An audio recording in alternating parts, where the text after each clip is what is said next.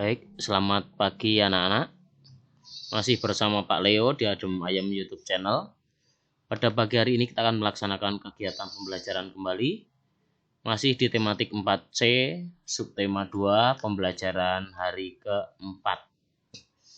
Kali ini kita membahas tentang mengenal daun.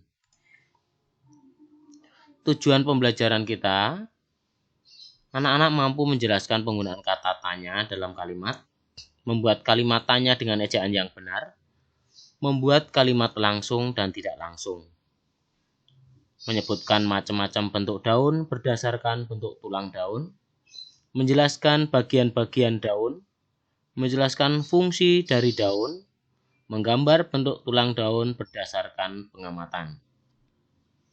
Nilai kemanusiaan yang kita kembangkan adalah sikap peduli lingkungan, memiliki kebiasaan untuk memelihara kebersihan dan kelestarian lingkungan, serta bersikap disiplin.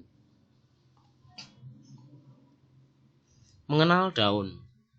Ketika melakukan percakapan dengan ibunya, Melati sangat senang karena pohon mangga di depan rumahnya tumbuh subur. Daunnya lebat dan buahnya banyak. Ia juga mengagumi tanaman hias yang ditanam oleh ibunya. Melati mengamati tanaman yang ada di sekitar rumahnya. Ia menanyakan seputar daun tanamannya. Bu, setiap tanaman bentuk daunnya pasti beda ya? Betul, Melati. Coba kamu lihat daun mangga dan daun bunga mawar. Apakah ada bedanya? Ada, Bu. Daun mangga lebih besar, kasar, dan tebal. Sedangkan daun bunga mawar lebih kecil, halus, dan pinggirannya bergerigi. Iya, Melati.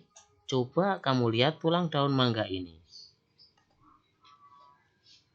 Melati sudah mengamati tulang daun mangga bersama Bu Ratih. Ia ingin mengetahui bentuk daun selain daun mangga. Teman-teman Melati mulai mengamati bentuk daun yang dibawa dari rumah. Pak Yuda menanyakan nama daun yang dibawa oleh masing-masing anak yang ada yang membawa daun mangga, daun kelapa, daun singkong, daun pepaya, daun enceng gondok, daun jambu, daun jagung, dan sebagainya. Nah, mari kita mengamati bentuk daun berikut ini. Gambar A, B, C, dan D. Tahu gambar 1, 2, 3, dan 4. Gambar A, tulang daun mangga yang tampak pada gambar A seperti susunan sirip ikan. Maka bentuk tulang daun seperti itu disebut menyirip. Tulang daun pepaya yang tampak pada gambar B seperti susunan jari tangan. Maka bentuk tulang daun seperti itu disebut menjari. Tulang daun kelapa yang tampak pada gambar C seperti pada garis lurus sejajar. Tiap ujung tulang daunnya menyatu. Maka bentuk tulang daun seperti itu disebut dengan sejajar. Tulang daun enceng gondok yang tampak pada gambar disebut garis lengkung.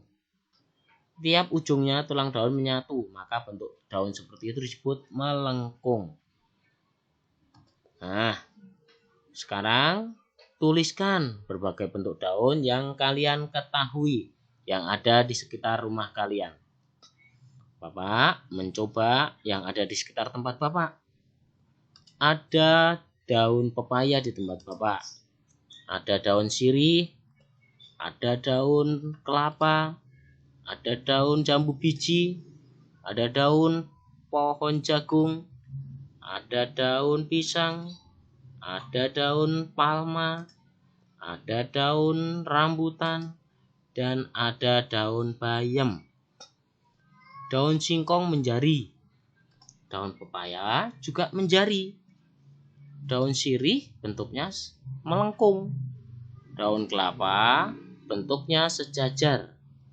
Daun jambu biji bentuknya menyirip karena seperti sirip ikan. Daun pohon jagung sejajar. Daun pisang menyirip. Daun palma sejajar. Daun rambutan menyirip. dan daun bayam juga menyirip. Nah, kalian bisa tuliskan yang ada di sekitar tempat tinggal kalian, nama daunnya dan bentuk susunan tulang daunnya. Kita telah mengetahui bentuk-bentuk daun berdasarkan tulang daunnya. Jika kita amati dengan teliti, maka daun tanaman memiliki bagian-bagian. Perhatikan, ada yang disebut dengan tulang daun, ada yang disebut dengan bagian tangkai daun, dan bagian di sini yang disebut dengan helai daun. Bagian daun terdiri dari tangkai daun, tulang daun, dan helai daun. Bagian yang berwarna hijau daun berbentuk tipis melebar disebut helai daun. Terdapat dua jenis daun berdasarkan jumlah helai daunnya, yaitu ada daun tunggal dan daun majemuk. Daun tunggal yaitu jika pada satu tangkai daun hanya terdapat satu helai daun, contohnya pada daun mangga, daun jambu, daun pepaya, dan daun singkong. Sedangkan daun majemuk yaitu jika pada satu tangkai daun terdapat beberapa daun, contohnya pada daun belimbing, daun bunga mawar, dan daun asam. Nah, sekarang diskusikan pertanyaan berikut. Amatilah bagian-bagian daun yang ada di sekitar kalian. Ceritakan di depan orang tua kalian, di teman-teman kalian, termasuk daun apa, dan termasuk daun tunggal atau daun majemuk. Kemudian nanti kalian gambar di buku IPA kalian.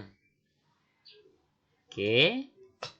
Nah, mari kita lanjutkan dengan fungsi daun. Kita perhatikan percakapan berikut. Bu, mengapa daun itu berwarna hijau? Daun itu berwarna hijau karena mengandung klorofil. Klorofil itu disebut zat hijau daun. Apa guna klorofil, Bu? Klorofil itu berguna untuk proses pembuatan makanan pada tumbuhan. Jadi, tumbuhan itu bisa memasak makanan ya, Bu? Bisa, Melati. Kalau tidak bisa memasak makanan, maka tumbuhan itu tidak akan hidup. Memasaknya menggunakan apa, Bu? Kan tidak ada kompornya. Betul, Melati. Tumbuhan tidak mempunyai kompor, tetapi memerlukan air, karbon dioksida, dan sinar matahari untuk proses fotosintesis pada bagian daun. Seperti halnya manusia, tanaman juga memerlukan makanan untuk kelangsungan hidupnya. Kalian tentu masih ingat fungsi akar pada tumbuhan, yaitu untuk menyerap air dan zat hara, serta untuk menyimpan cadangan makanan. Setelah diserap oleh akar, maka akan disalurkan ke seluruh bagian tubuh yang kemudian akan dimasukkan oleh tumbuhan itu sendiri pada bagian daun. Daun merupakan tempat untuk membuat makanan. Daun juga berfungsi sebagai alat pernapasan tumbuhan dan untuk tempat penguapan. Proses pembuatan makanan oleh tumbuhan dilakukan oleh daun pada kloropas. Kloropas mengandung klorofil atau zat hijau daun sebagai proses pembuatan makanan atau fotosintesis. Pada daun terdapat stomata yang berfungsi sebagai tempat masuknya udara untuk pernapasan pada daun. Stomata berfungsi untuk penguapan yang bertujuan untuk mengurangi kadar air di dalam tumbuhan. Nah, dari penjelasan di atas, sebutkan fungsi daun pada tumbuhan. Ayo. Sebagai tempat proses fotosintesis, menyimpan cadangan makanan, dan apalagi? Iya. Kalian sudah mengenal tentang berbagai bentuk daun. Kini kalian akan membuat kalimat kata tanya. Kalimat tanya ya. Kalimat tanya dengan kata apa, siapa, kapan, di mana, mengapa, dan bagaimana. Mari sekarang kita membuat kata depan di, ke, dan dari dalam kalimatnya. Contoh, di mana proses fotosintesis pada tumbuhan terjadi? Kemana hasil fotosintesis disalurkan? Dari mana air dan zat hara diperoleh? Nah, silakan buat kalimat tanya dengan kata depan di, ke, dan dari pada 5 kolom berikut ini. Tapi kata tanyanya di mana, kemana, dan dari mana. Di mana tumbuhan memasak makanan? Nah, kemana proses hasil fotosintesis disalurkan oleh tumbuhan? Nah, ayo buat sekarang. Bapak sudah memberikan 3 contoh. Dari mana air dan zat hara diperoleh? Nah, silakan dilanjutkan. Kalimat langsung dan tidak langsung. Beberapa waktu yang lalu kita sudah mempelajari tentang kalimat langsung dan tidak langsung. Bahkan sudah membuat. Nah, Melati sangat senang sekali belajar tentang tumbuhan. Ia selalu bertanya kepada ibunya tentang hal-hal yang berkaitan dengan tumbuhan. Melati ingin mengetahui lebih dalam tentang bagian tumbuhan serta fungsinya. Untuk mengetahui, ia tidak malu bertanya kepada ibunya. Bu Ratih juga senang menjelaskan. Perhatikan percakapan antara Bu Ratih dan Melati pada bacaan yang tadi di atas. Kalimat apa saja yang terdapat dalam percakapan tadi?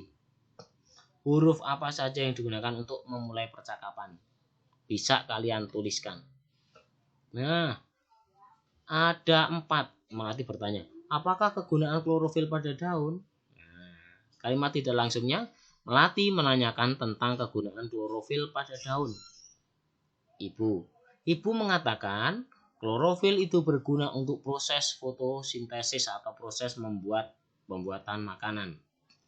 Ibu mengatakan bahwa klorofil berguna untuk proses pembuatan makanan dan lain sebagainya. Kalimat ketiga, tumbuhan membutuhkan cahaya matahari untuk memasak makanan, kata ibu. Nah, kalimat tidak langsungnya, ibu mengatakan bahwa tumbuhan membutuhkan cahaya matahari untuk memasak makanan. Dan ibu berkata, daun itu berwarna hijau karena mengandung klorofil. Ibu mengatakan, ini kalimat tidak langsungnya. Ibu mengatakan bahwa daun berwarna hijau karena mengandung klorofil. Sekarang buatlah 5 kalimat pada tabel berikut. 5 kalimat langsung, kemudian kalian ubah menjadi kalimat tidak langsung. Tetap semangat, selamat bekerja. Dengan 5 kalimat langsung dan 5 kalimat tidak langsung. Diubah ya. Sekarang aku tahu. Bentuk tulang daun bermacam-macam, yaitu menyirip, menjari, sejajar, dan melengkung. Menyirip bentuknya seperti susunan sirip ikan. Menjari bentuknya seperti susunan jari tangan. Sejajar bentuknya seperti garis-garis lurus yang sejajar. Tiap-tiap ujung tulang daun menyatu. Melengkung bentuknya seperti garis-garis lengkung. Tiap ujung tulang daunnya menyatu. Bagian daun terdiri dari tangkai daun, tulang daun, dan helai daun. Daun berfungsi sebagai tempat pembuatan makanan, sebagai alat pernafasan, juga untuk tempat penguapan. Proses pembuatan makanan oleh tumbuhan dilakukan pada bagian kloropas. Kloropas mengandung klorofil atau zat hijau daun sebagai proses pembuatan atau pemasakan makanan atau proses fotosintesis. Pada daun juga terdapat stomata yang berfungsi sebagai tempat masuknya udara untuk pernapasan pada daun. Kata tanya di mana, kemana, dari mana menggunakan menanyakan tempat. Apakah kamu sudah memahami penjelasan hari ini? Apakah kamu sudah bisa membuat kalimat langsung dan kalimat tidak langsung? Agar lebih memahami bentuk-bentuk tulang daun, saya akan belajarlah bersama orang tuamu. Nah, tuliskan 5 pesan nasihat orang tuamu berupa kalimat langsung dan kalimat tidak langsung. Amati tanaman di sekitar lingkunganmu. Tuliskan bagian-bagiannya dengan lengkap di bukumu. Selamat bekerja, tetap semangat, bersama Pak Leo di Adem Ayem YouTube channel. Yang belum subscribe silahkan subscribe, yang sudah terima kasih. Salam sehat selalu.